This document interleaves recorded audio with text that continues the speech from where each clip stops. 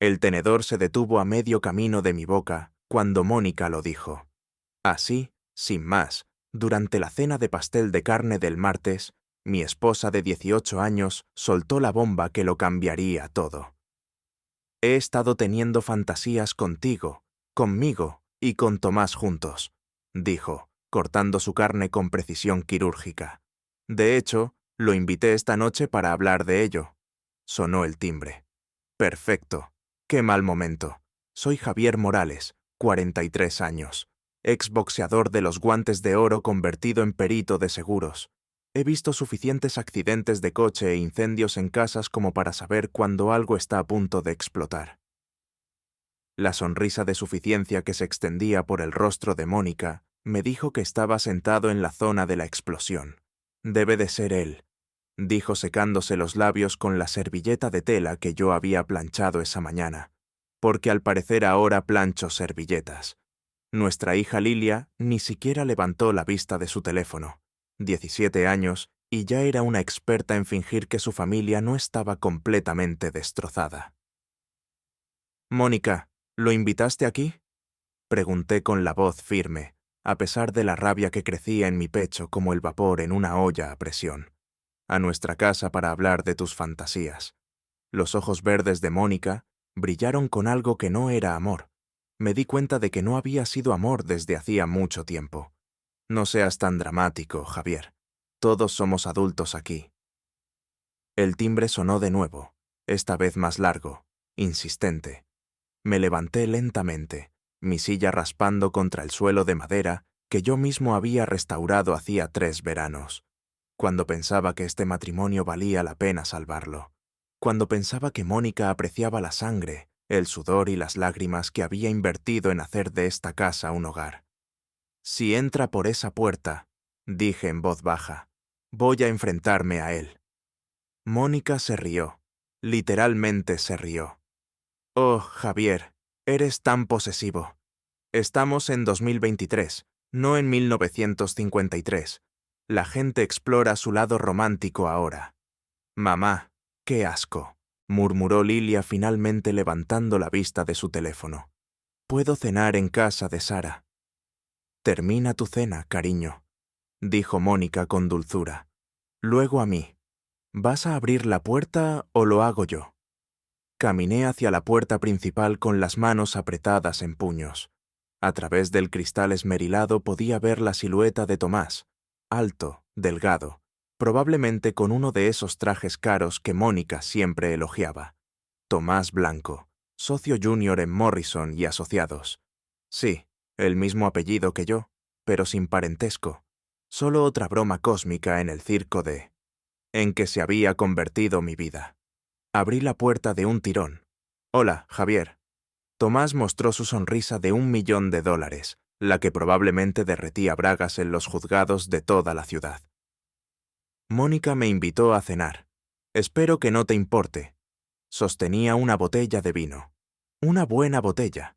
Probablemente costaba más de lo que yo ganaba en un día ajustando reclamaciones por choques leves e incendios en cocinas. «De hecho, sí me importa», dije. Su sonrisa vaciló. «Oh, bueno, quizás podríamos». Lo agarré por su corbata de seda y lo metí de un tirón en el garaje, cerrando la puerta detrás de nosotros. La puerta automática del garaje estaba cerrada, dándonos privacidad. Mi viejo saco de boxeo pesado colgaba en la esquina junto al banco de trabajo donde había construido la primera bicicleta de Lilia. «Déjame explicarte algo, Tomás», dije arrinconándolo contra mi banco de trabajo. Las herramientas tintinearon. «No me importa cuántas horas facturables has pasado con mi esposa. No me importan sus fantasías. Pero si crees que vas a entrar en mi casa para discutir cómo liarte con mi esposa mientras cenamos estofado, eres más tonto de lo que pareces». Cogí una palanca del banco de trabajo, no para usarla, solo para dejar claro un punto. «Y créeme», continué, «ahora mismo pareces bastante tonto». El rostro de Tomás se había puesto pálido. «Javier, hombre, creo que ha habido un malentendido. El único malentendido es que Mónica piense que me quedaría sentado como un cornudo mientras ella planea un trío en la mesa de la cena». Golpeé la palanca contra mi palma. Así que esto es lo que va a pasar. Vas a... Tu vino caro y tu traje elegante, y te vas a largar de mi propiedad. Si te vuelvo a ver por aquí, te irás en una silla de ruedas. Estamos claros. La puerta del garaje que daba a la casa se abrió. Mónica estaba allí con las manos en las caderas, pareciendo más molesta que preocupada. «Javier, ¿qué estás haciendo?» «Sacando la basura», dije sin apartar la vista de Tomás. Tomás enderezó la corbata, intentando salvar algo de dignidad. «Quizás deberíamos hablar de esto en otro momento, Mónica». «No habrá otro momento», dije. La risa de Mónica fue aguda y fría. «Estás siendo ridículo, Javier. Tomás es un colega, un amigo. Los amigos no suelen discutir fantasías íntimas durante la cena familiar», repliqué. Tomás se deslizó hacia la puerta principal del garaje. Pulsé el botón y se abrió con un estruendo. Nuestra vecina Berta estaba recogiendo su correo al otro lado de la calle. Saludó con la mano, luego notó la tensión y rápidamente apartó la vista. «Esto no ha terminado», dijo Mónica mientras Tomás se apresuraba hacia su BMW. Lo vi alejarse, los neumáticos chirriando ligeramente. A pesar de todo, en mis días de boxeo, había aprendido que la verdadera pelea empieza después de lanzar el primer golpe. «Eres patético», dijo Mónica detrás de mí. «Quizás la próxima vez invite a más amigos». Me volví para enfrentar a mi esposa. Estaba en el umbral como una reina inspeccionando su decepcionante reino. Su pelo rubio estaba perfectamente peinado, su maquillaje impecable a pesar de la hora tardía. Siempre había sido hermosa. Lástima que la belleza fuera solo superficial. «¿Quieres una guerra, Mónica?», dije en voz baja. «La tendrás». Ella sonrió con aire de suficiencia y volvió a entrar en la casa, dejándome solo en el garaje con mis herramientas, mi saco de boxeo y la creciente comprensión de que mi matrimonio no solo había terminado. Llevaba muerto meses, quizás años. Simplemente aún no había olido la podredumbre. Mi teléfono vibró. Un mensaje de Berta. «Todo bien por ahí», escribí. «Esto no ha hecho más que empezar».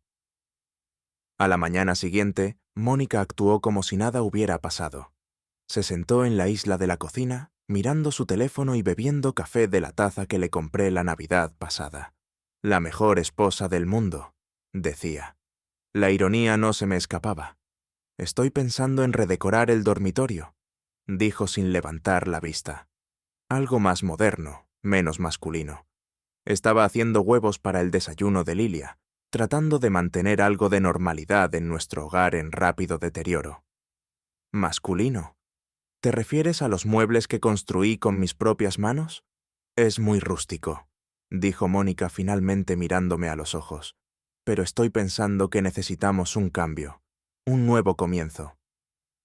Lilia entró tambaleándose en la cocina con los auriculares puestos y la mochila colgada de un hombro. Cogió una tostada y se dirigió a la puerta. «El desayuno», le grité. «Comeré en el instituto», murmuró. «Lilia, siéntate y come con tu familia», dijo Mónica bruscamente.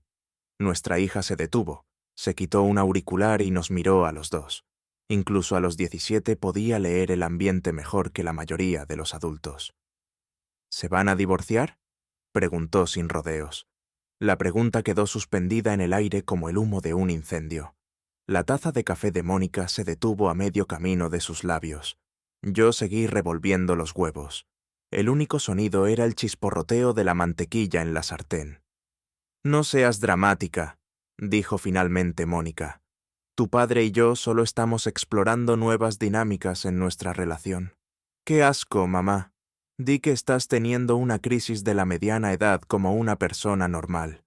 No pude evitar sonreír. Lilia había heredado mi sarcasmo y la lengua afilada de Mónica, una combinación peligrosa.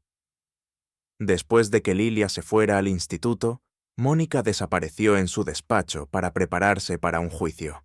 Yo sabía que no era así. Estaba escribiéndole a Tomás, probablemente planeando su próximo movimiento. Llevaba meses viendo las señales. noches hasta tarde en la oficina, lencería nueva escondida en el fondo de su cajón, llamadas telefónicas susurradas que terminaban cuando yo entraba en la habitación. Debería haberla confrontado entonces, haberle exigido la verdad. En lugar de eso, había elegido creer sus mentiras, porque la alternativa era admitir que todo lo que había construido se estaba desmoronando. Pero la noche anterior lo había cambiado todo. La máscara había caído. Conduje hasta el gimnasio de boxeo donde había entrenado a los 20 años antes de que Mónica me convenciera de que pelear estaba por debajo de alguien con mi inteligencia. El gimnasio de Miguel no había cambiado mucho. Todavía olía a sudor, cuero y sueños rotos. El propio anciano estaba golpeando el saco pesado. Sus movimientos seguían siendo agudos a pesar de tener más de 70 años. «Bueno, caramba», dijo Miguel limpiándose el sudor de la frente con una toalla. «Javier Morales, pensaba que ya eras demasiado elegante para nosotros. La clase trabajadora. Nunca demasiado elegante para ti, Miguel». Estudió mi rostro con los ojos de alguien que había visto a muchos luchadores, tanto dentro como fuera del ring. Problemas en casa. Le conté sobre la cena de fantasía de Mónica, sobre Tomás, sobre la lenta disolución de mi matrimonio. Miguel escuchó sin juzgar, asintiendo o gruñendo de vez en cuando en señal de comprensión. «Las mujeres así», dijo cuando terminé, «no respetan la debilidad. Llevas años jugando a la defensiva, dejando que ella tome las decisiones. Es hora de pasar a la ofensiva. Amenace a Tomás con una palanca. Estoy bastante seguro de que eso cuenta como ofensiva». Miguel se rió. «Eso fue solo un disparo de advertencia. La verdadera pelea ocurre aquí arriba. Se tocó la 100. Eres más listo que ellos dos juntos. Usa eso». Pasé una hora golpeando el saco pesado, mis músculos recordando el ritmo, incluso después de todos estos años. Cada golpe era la sonrisa de suficiencia de Mónica, cada combinación, la sonrisa arrogante de Tomás. Cuando terminé, mis nudillos estaban en carne viva, pero mi cabeza estaba despejada. Cuando llegué a casa, Mónica se estaba preparando para algún evento de trabajo. Había puesto un vestido negro sobre nuestra cama, nuevo, caro y cortado, para lucir unos atributos que al parecer yo había dejado de apreciar. «Llegaré tarde esta noche», dijo aplicándose el pintalabios en el espejo del baño. «Fiesta de la oficina. Estará Tomás». Su mano se detuvo un segundo. «Probablemente trabaja en el bufete, Javier. Cierto. Qué tonto soy». Se volvió hacia mí, sus ojos verdes brillando con irritación. «¿Vas a ponerte raro con esto? Porque no toleraré los celos y la paranoia». «Ni se me ocurriría», dije. «Diviértete». Después de que se fuera, hice algo que nunca había hecho antes. Revisé sus cosas. No estoy orgulloso de ello, pero a tiempos desesperados. En el cajón de su mesita de noche, debajo de una pila de informes legales, encontré un recibo del Hotel Mar del Centro. Servicio de habitaciones para 2, champán y fresas. La fecha era del martes pasado, cuando supuestamente había estado trabajando hasta tarde en el caso Hernández. Mis manos temblaban mientras fotografiaba el recibo con mi teléfono. 18 años de matrimonio y habíamos llegado a esto, recopilando pruebas como si estuviera investigando un fraude al seguro. Pero la verdadera prueba de fuego estaba en la bolsa de su portátil. Se había olvidado de cerrar su correo electrónico y ahí estaba, mes de correspondencia con Tomás. No solo correos de trabajo, sino mensajes personales que me revolvieron el estómago. «No puedo esperar a sentirte dentro de mí de nuevo», decía uno de la semana pasada. «Javier no sospecha nada. Está demasiado ocupado jugando al manitas», leí en otro. La peor parte no eran los detalles explícitos de su aventura. Era como hablaban de mí, como si fuera un chiste. Un marido patético demasiado estúpido para ver lo que estaba pasando bajo su propio techo. Lo imprimí todo. Cada correo electrónico, cada hilo de mensajes de texto al que pude acceder, cada recibo y extracto de tarjeta de crédito que contaba la historia de la doble vida de mi esposa. Las pruebas llenaron una carpeta que guardé bajo llave en mi caja de herramientas en el garaje. Mónica llegó a casa a las 2 de la madrugada, apestando a vino y a una colonia que no era la mía. Se metió en la cama pensando que yo estaba dormido. «¿Qué tal la fiesta?», pregunté en voz baja. Se puso rígida, bien aburrida. En realidad estaba Tomás. No me acuerdo. Estaba haciendo contactos con clientes potenciales. Me giré para mirarla en la oscuridad. «Mónica, ¿me quieres?». La pregunta pareció sorprenderla. Se quedó en silencio un largo momento. «Esa es una pregunta complicada, Javier». «No, no lo es. Es la pregunta más simple del mundo». Otra larga pausa. «Amo la vida que hemos construido. Amo a nuestra familia. Eso no es lo que he preguntado». Se dio la vuelta dándome la espalda. «Estoy cansada, Javier. Podemos hablar de esto mañana, pero yo ya tenía mi respuesta, y mañana iba a empezar a hacer algo al respecto». La fiesta de trabajo de Mónica era el viernes siguiente en un restaurante de lujo del centro. Me había dejado claro que no estaba invitado. Es más bien una cosa de networking, cariño. Pero Miguel tenía otras ideas. «¿Vas a ir?», dijo durante nuestra sesión de entrenamiento esa tarde. «Es hora de que veas con qué estás lidiando realmente. No me quiere allí. ¿Desde cuándo necesitas permiso para asistir a los eventos de trabajo de tu esposa?». Tenía razón. En los primeros años de nuestro matrimonio, yo había sido el acompañante de Mónica en cada evento del bufete. En algún momento me había convertido en una vergüenza. Ella prefería esconderme. Me duché, me puse mi mejor traje, el azul marino que Mónica había elegido para su graduación de Derecho, y conduje al centro. El restaurante era uno de esos lugares donde las porciones son diminutas y los precios astronómicos. A través de la ventana pude ver a Mónica siendo el centro de atención cerca de la barra, riéndose de algo que Tomás le susurraba al oído. La anfitriona intentó detenerme, pero la aparté. «Estoy con el grupo de Morrison y asociados». La cara de Mónica se quedó pálida al verme. Tomás, por otro lado, parecía que iba a salir corriendo por la salida de emergencia. «Javier», dijo Mónica, su voz tensa con una alegría forzada. «¡Qué sorpresa! Pensé en sorprender a mi esposa».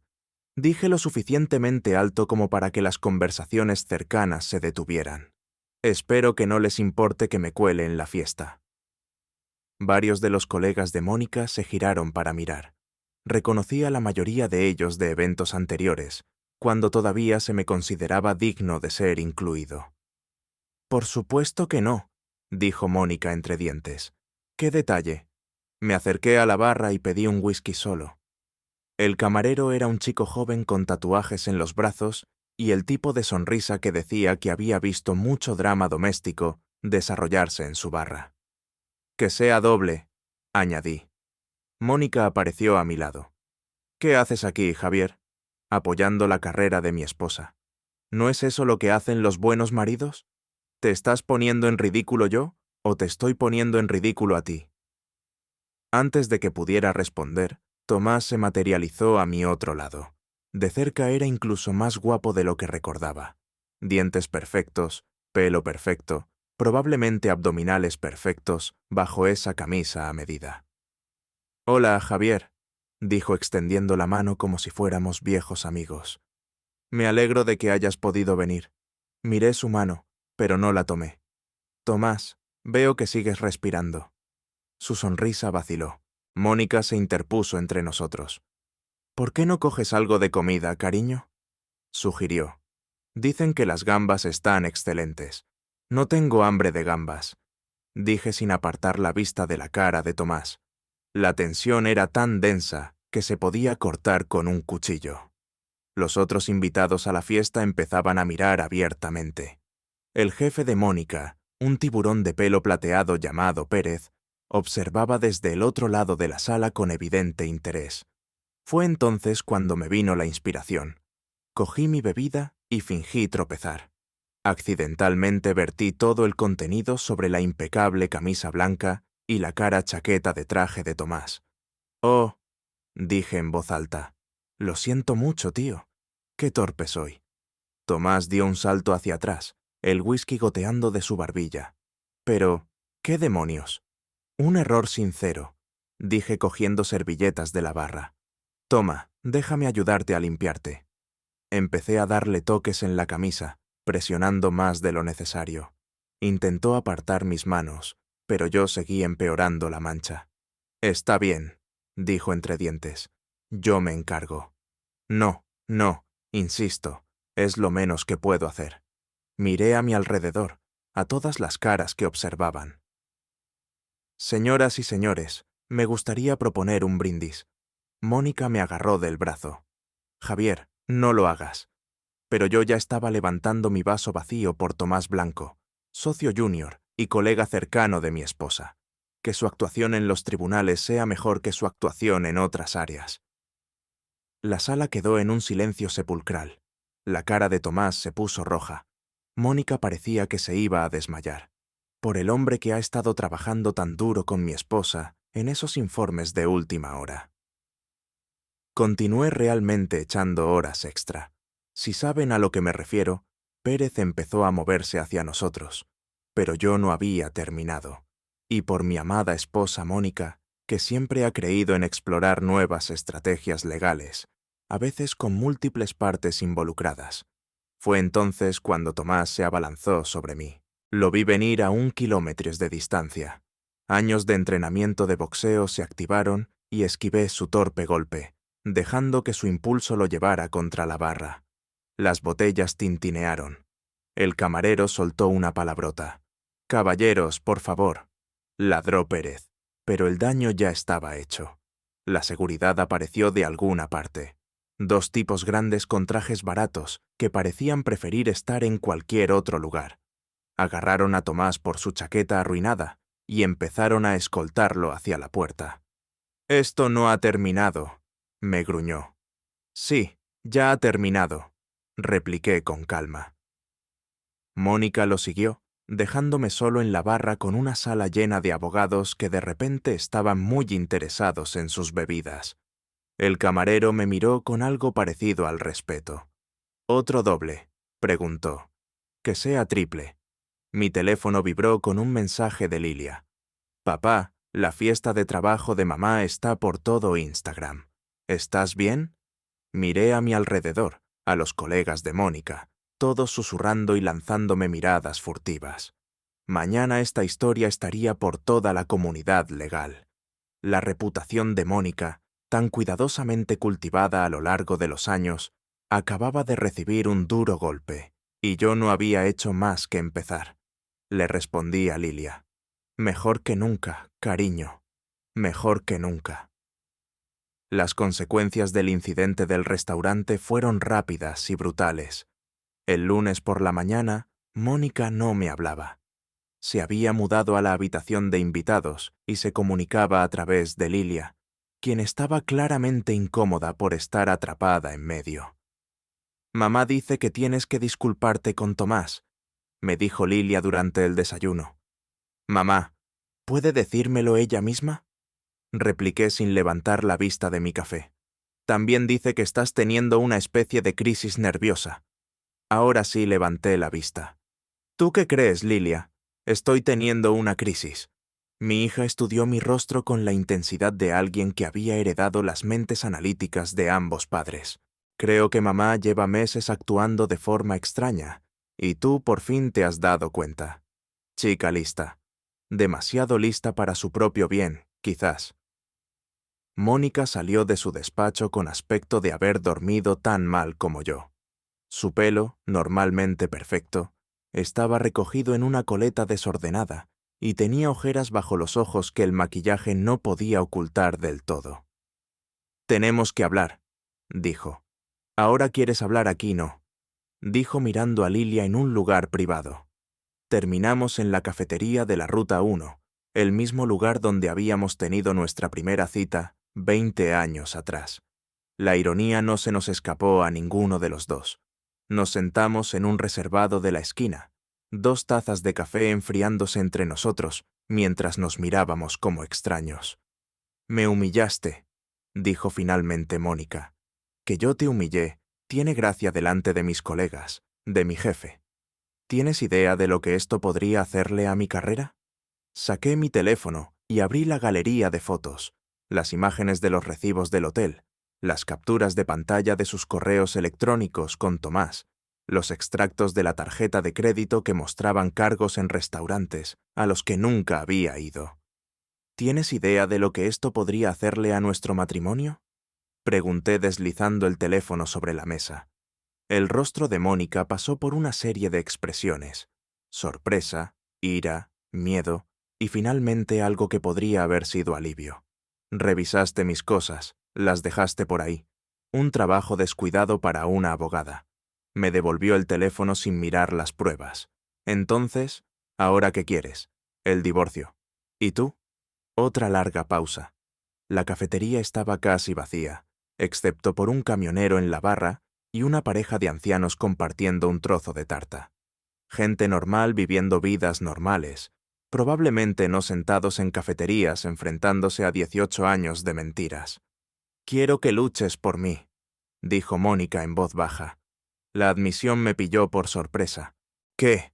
Todos estos meses he estado esperando a que te dieras cuenta, a que te importara, a que hicieras algo más que arreglar el estúpido fregadero y fingir que todo estaba bien.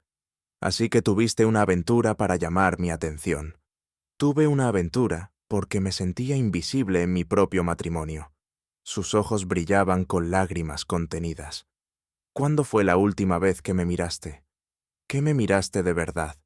Como si fuera algo más que otro electrodoméstico más. Quise discutir, defenderme, pero las palabras se me atascaron en la garganta, porque quizás en el fondo sabía que tenía razón. Habíamos caído en una rutina tan cómoda que se había convertido en una prisión. Tomás me hace sentir viva», continuó. «Me ve como una mujer, no solo como una esposa y madre. Tomás te ve como una conquista». Dije: «Créeme, he leído sus correos. No eres su primera mujer casada y no serás la última». Algo parpadeó en su rostro. «Duda, quizás, o dolor. Al menos se lo intenta», dijo. Nos quedamos en silencio un rato, ambos perdidos en nuestros pensamientos. Finalmente, Mónica extendió la mano sobre la mesa y tocó la mía. «No tiene por qué terminar así, Javier. Podríamos intentar terapia, arreglar las cosas». Por un momento, casi la creí. Casi me permití esperar que pudiéramos encontrar el camino de vuelta a lo que fuera que tuvimos al principio. Pero entonces, recordé la risa cruel en su voz cuando invitó a Tomás a cenar, la forma en que me había mirado como si fuera patético. «¿Y qué hay de Tomás? Se acabó con él.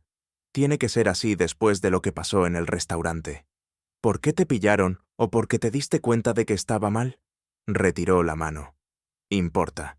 Sí, Mónica, importa». Miró por la ventana al aparcamiento, donde una joven pareja se subía a un auto destartalado, riéndose de algo. Parecían felices, enamorados, como solíamos parecer nosotros. «No puedo prometer que no volverá a pasar», dijo finalmente. «No puedo prometer que no me aburriré, o me sentiré sola, o seré estúpida, pero puedo prometer que lo intentaré». No era suficiente. «Ya no quiero que te vayas», dije. Su cabeza se volvió bruscamente hacia mí. «¿Qué? Quiero que te vayas de casa esta noche. Javier, sé razonable. ¿A dónde se supone que voy a ir?». «No lo sé. Quizás Tomás tenga una habitación libre. No puedes echarme de mi propia casa. De hecho, sí puedo. La casa está a mi nombre. ¿Recuerdas? Estabas demasiado ocupada con la carrera de Derecho cuando la compramos, así que yo me encargué de todo el papeleo. Fue un golpe bajo, y ambos lo sabíamos. Pero 18 años de matrimonio me habían enseñado exactamente dónde apuntar para causar el máximo daño». El rostro de Mónica se endureció. «Bien, pero me llevo a Lilia conmigo. Ni hablar. También es mi hija. Tiene 17 años. En este país puede elegir con qué padre vivir. ¿Quieres apostar a quién elige?». Nos miramos fijamente sobre la mesa. Dos personas que una vez se habían prometido amarse hasta que la muerte los separara. Ahora calculando cuánto daño podíamos infligirnos. «¿Así es como quieres jugar?», preguntó Mónica. Tú empezaste este juego cuando invitaste a tu novio a cenar. Yo solo estoy jugando para ganar. Se levantó, tiró un billete de $1 sobre la mesa y salió sin decir una palabra más. La vi alejarse en su BMW, probablemente dirigiéndose directamente al apartamento de Tomás para llorar en su hombro. Mi teléfono vibró con un mensaje de un número desconocido. Crees que has ganado algo, pero no tienes ni idea de lo que has empezado. Le mostré el mensaje a la camarera. Una mujer de mediana edad llamada Dolores, que llevaba trabajando en la cafetería desde antes de que yo naciera. Parece que alguien está enfadado contigo, cariño, dijo rellenando mi taza de café. Sí, dije, y no he hecho más que empezar a darles motivos. Mónica se mudó con su mejor amiga, Janet, una gestora de redes sociales que trataba el drama como una moneda y siempre parecía tener el teléfono fuera grabándolo todo. Janet vivía en un moderno apartamento en el centro que gritaba, «¡Quiero y no puedo!». Paredes de ladrillo visto, iluminación industrial y muebles que parecían caros pero incómodos. Lo sabía porque me lo contó Lilia. A pesar de los intentos de Mónica de poner a nuestra hija en mi contra, Lilia había elegido quedarse en casa. En parte porque todos sus amigos estaban en nuestro distrito escolar, pero sobre todo porque estaba cansada de las tonterías de su madre. «Mamá está actuando como una loca», dijo Lilia una noche mientras comíamos comida china para llevar en el sofá. «No para de llorar y decir que le has arruinado la vida. ¿Tú qué crees?». Lilia lo consideró mientras enrollaba fideos con sus palillos. «Creo que ella se arruinó la vida cuando empezó a engañarte». «No soy tonta, papá. Sabía que pasaba algo. Nunca dijiste nada. Habría importado. Los adultos nunca escuchan a los niños en estas cosas». Tenía razón. A los 17, Lilia ya había desarrollado un cinismo que probablemente provenía de ver cómo el matrimonio de sus padres se desintegraba lentamente. «¿Estás bien con todo esto?», le pregunté. Se encogió de hombros. «¿Vas a empezar a salir con otras personas?». La pregunta me pilló por sorpresa. No lo he pensado mucho. Bien, porque eso sería raro. Al menos espera a que me gradúe. Me reí a pesar de todo. Trato hecho. Los días siguientes cayeron en un ritmo extraño. Yo iba a trabajar ajustando reclamaciones de seguros y fingiendo que mi vida personal no estaba implosionando. Lilia iba al instituto y volvía a casa con noticias sobre el comportamiento cada vez más errático de Mónica. Y en algún lugar de la ciudad, Mónica y Tomás probablemente estaban tramando su próximo movimiento. No tuve que esperar mucho para saber cuál sería. El jueves por la noche estaba en el garaje trabajando en una vieja motocicleta que había estado restaurando cuando 3 coches entraron en mi camino de entrada. El BMW de Mónica, el Audi de Tomás y un Toyota que no reconocí. Las puertas de los coches se cerraron de golpe y pude oír voces enfadadas que se acercaban. Me limpié las manos en un trapo y salí. Mónica lideraba un pequeño ejército. Tomás, Janet y otras 2 mujeres que reconocí del bufete de abogados. Parecían listas para la guerra. «Javier», gritó Mónica, su voz resonando por el patio. «Tenemos que hablar. Ya hablamos en la cafetería, ¿recuerdas? Esto es diferente. Se dispusieron en mi césped delantero como un pelotón de fusilamiento».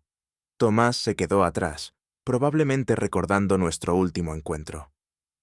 Movimiento inteligente. «¿De qué se trata, Mónica?». «Se trata de que estás difundiendo mentiras y tratando de destruir mi reputación». «No he dicho ninguna mentira. Todo lo que dije en el restaurante era verdad». Janet dio un paso adelante con su teléfono ya fuera y grabando. «Agrediste a Tomás. Eso es agresión física. Tenemos testigos. Le derramé una bebida. Los accidentes ocurren». «No fue un accidente», dijo Tomás finalmente encontrando su voz. «Lo hiciste deliberadamente». «Pruébalo», interrumpí. Una de las otras mujeres, una pelirroja cuyo nombre no recordaba, habló Mónica. «Nos ha contado todo sobre tu comportamiento controlador, tus amenazas, tu negativa a dejarla explorar su libertad romántica». Casi me río. Eso es lo que os ha contado. Que soy controlador. ¿No lo eres?, preguntó Janet todavía grabando. La echaste de su propia casa. Estás tratando de poner a su hija en su contra. Su hija eligió quedarse conmigo y es mi casa, no la suya. El matrimonio no funciona así, dijo la pelirroja. La propiedad comunitaria no se aplica cuando uno de los cónyuges comete adulterio. Terminé. Estoy seguro de que Mónica puede explicaros las implicaciones legales. Es abogada, después de todo. La cara de Mónica estaba sonrojada de ira y vergüenza. Estás siendo vengativo, Javier. Esto no trata de la ley, se trata de hacer lo correcto. ¿Quieres hablar de lo que es correcto? Hablemos de honestidad, compromiso, respeto. Ya sabes, todas esas cosas que prometiste cuando nos casamos. La gente cambia, dijo Tomás. Mónica ha evolucionado más allá de tu estrecha definición de matrimonio. Eso fue la gota que colmó el vaso. Me acerqué a él lo suficiente como para que instintivamente retrocediera. Evolucionado. Así llamas a estar con la esposa de tu colega.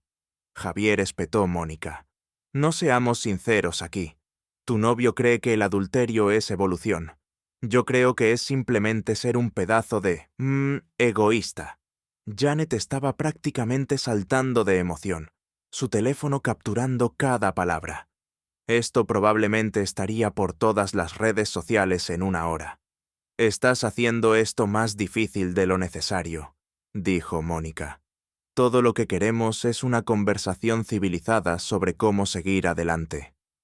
Civilizada. Trajiste un equipo de cámaras a mi jardín para atenderme una emboscada. ¿Cómo es eso civilizado? Estamos documentando tu comportamiento para los procedimientos de divorcio, explicó la pelirroja. Tus amenazas, tu agresión. ¿Qué amenazas? ¿Qué agresión? He sido un modelo de contención, considerando que mi esposa invitó a su novio a cenar y luego se mudó con su amiga cuando me opuse. Miré directamente a la cámara del teléfono de Janete. Para que conste, no he amenazado a nadie. No he sido violento ni agresivo. Simplemente me niego a ser un perdedor en mi propia casa. Si eso me convierte en el malo, que así sea. El grupo intercambió miradas. Claramente esto no iba como lo habían planeado. Estamos tratando de ser razonables, dijo Mónica. No, estáis tratando de manipularme para que acepte una situación inaceptable. Hay una diferencia. Entonces, ¿qué quieres?, preguntó Tomás. Los miré a cada uno de ellos.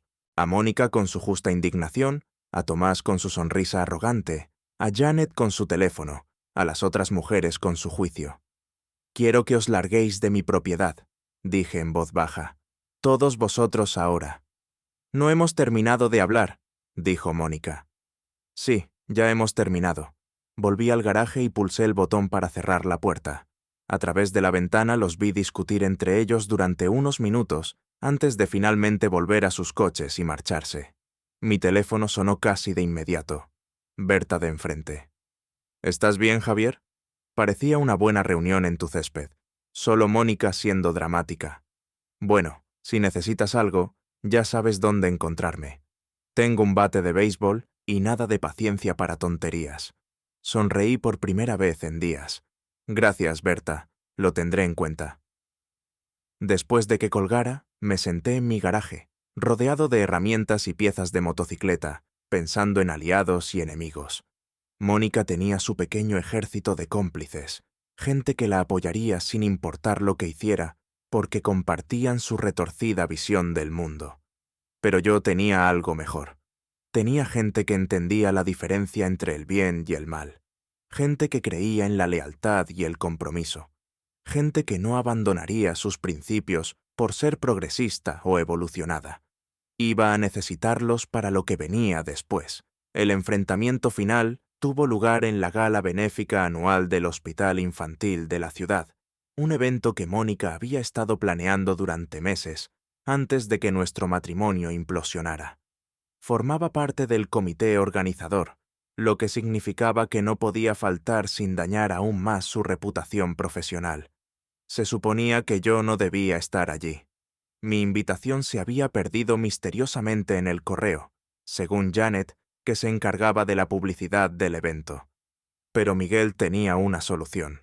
Mi sobrino es el dueño de la empresa de catering, me explicó durante nuestra sesión de entrenamiento. Trabajarás de seguridad por la noche. La gala se celebró en el Hotel del Puerto, un lujoso local frente al mar, donde la élite legal y empresarial de la ciudad se reunía para firmar cheques deducibles de impuestos y darse palmaditas en la espalda. Llegué temprano con un traje negro y un auricular que me hacía parecer oficial.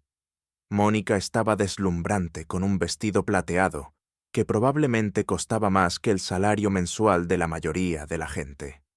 Estaba siendo el centro de atención cerca de las mesas de la subasta silenciosa, interpretando el papel de esposa afligida cuyo marido la había abandonado en un momento difícil.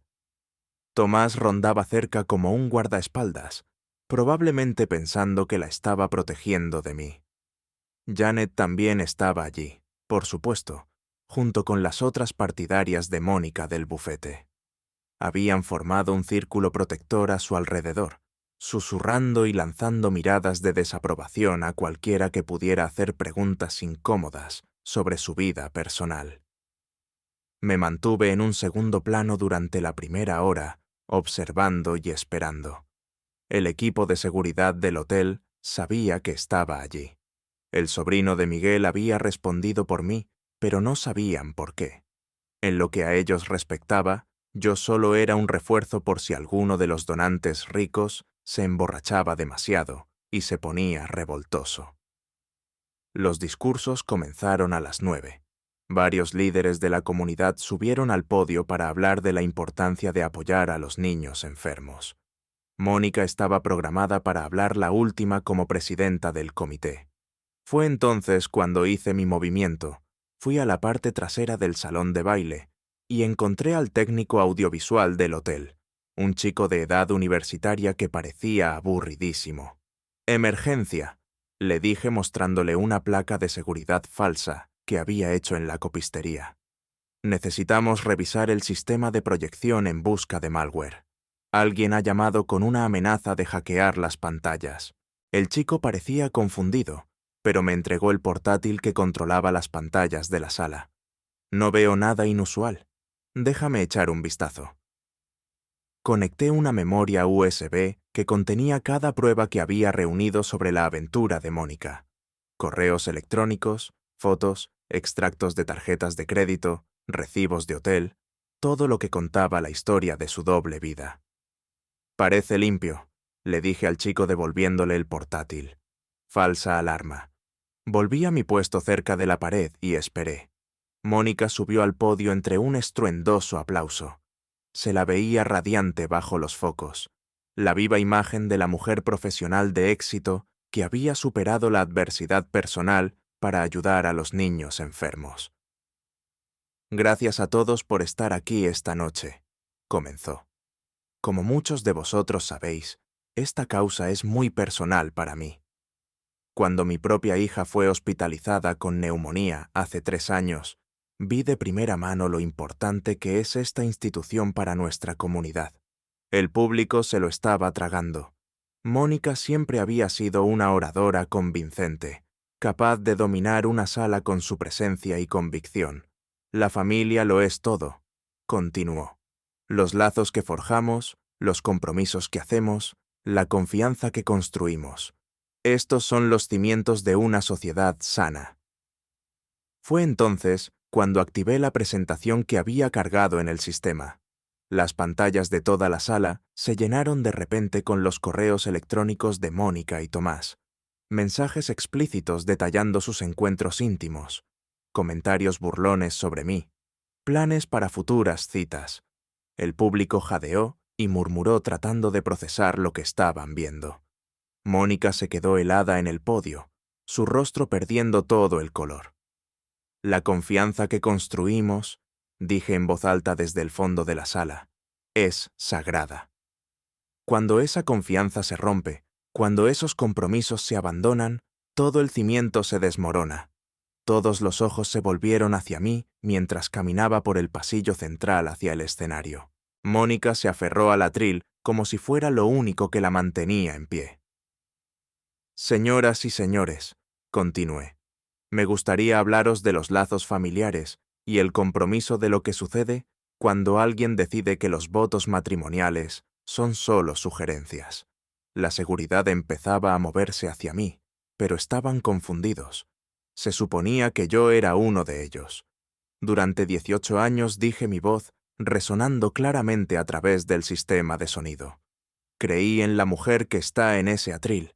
Le construí un hogar con mis propias manos. Le pagué la carrera de Derecho. Crié a su hija y apoyé su carrera. Las pantallas mostraban ahora los recibos del hotel y los extractos de la tarjeta de crédito. Las pruebas eran abrumadoras e innegables. Y a cambio, continué. Ella invitó a su amante a cenar a la mesa de nuestra cocina y me pidió que participara en sus fantasías íntimas. La sala estalló en susurros y jadeos de sorpresa. Mónica intentó hablar, pero no le salieron las palabras. Tomás se abría paso entre la multitud intentando llegar al escenario. Janet sacaba fotos frenéticamente con su teléfono, probablemente ya redactando publicaciones en redes sociales sobre cómo estaba acosando a Mónica. «Esto es acoso», gritó alguien del público. «No», repliqué con calma. «Esto es la verdad. Esto es lo que pasa cuando confundes la amabilidad con la debilidad, cuando confundes la paciencia con la estupidez». Llegué al escenario y subí los escalones. Mónica se alejó del atril, su vestido plateado brillando bajo las luces. «Querías que todos te vieran como la víctima», dije cogiendo el micrófono. La pobre esposa, cuyo marido no podía soportar su liberación romántica. Pero las víctimas no mienten, ni engañan, ni manipulan. Las víctimas no destruyen a sus familias por una crisis de la mediana edad. Las pantallas mostraban ahora fotografías que había tomado fuera del edificio de apartamentos de Tomás, el coche de Mónica aparcado allí durante la noche, ellos dos besándose en el vestíbulo, pruebas de una relación que llevaba meses en marcha. «Así que aquí está la verdad», anunció la atónita audiencia. «Mi esposa es una adúltera. Su amante es un depredador especializado en mujeres casadas, y sus amigas son cómplices que creen que la traición es empoderamiento». Tomás finalmente llegó al escenario con el rostro rojo de rabia. «Ya es suficiente». Me lanzó un puñetazo, igual que en el restaurante, pero esta vez estaba preparado. Le agarré la muñeca, le retorcí el brazo a la espalda y lo obligué a arrodillarse frente a 300 de las personas más influyentes de la ciudad. «Lo curioso de los matones», dije al micrófono mientras sujetaba a Tomás con una llave al brazo, «es que solo buscan peleas que creen que pueden ganar, pero a veces calculan mal. La seguridad finalmente se acercaba, pero yo no había terminado. Mónica quería una nueva vida, libre de las ataduras del matrimonio y el compromiso. Bueno, felicidades, cariño. La tienes». Solté a Tomás, que se alejó de mí como un animal asustado. Mónica estaba llorando ahora, el rímel corriendo por sus mejillas mientras las pantallas continuaban mostrando las pruebas de su traición. «Señoras y señores», dije, «espero que sigan apoyando al hospital infantil. Hacen un trabajo importante y no deberían sufrir por los fracasos morales de una persona». Le devolví el micrófono a Mónica y bajé del escenario. La seguridad me siguió, pero no intentaron detenerme. ¿Qué sentido tenía? El daño estaba hecho. Al llegar a la salida, me volví para una última mirada. Mónica seguía en el atril, tratando de salvar algo de dignidad de los restos de su reputación. Tomás no se veía por ninguna parte, probablemente ya en su coche huyendo de la escena. Janet y las otras cómplices se agrupaban alrededor de Mónica, pero su apoyo parecía hueco ahora performativo. El público se estaba marchando, sus conversaciones animadas con cotilleos y juicios. Para mañana, todos en la comunidad legal de la ciudad sabrían la verdad sobre Mónica y su aventura con Tomás Blanco. Mi teléfono vibró con un mensaje de Lilia. «Papá, esto ya está por todo TikTok. ¿Estás bien?», le respondí. Mejor que nunca, cariño. Llego a casa pronto. Mientras caminaba hacia mi coche, sentí algo que no había experimentado en meses. Paz. La guerra había terminado. Había ganado, no con violencia o crueldad, sino con la verdad. Mónica había querido destruir nuestro matrimonio en público, así que le había dado exactamente lo que había pedido. Querían un villano. Acababa de darles el espectáculo de su vida.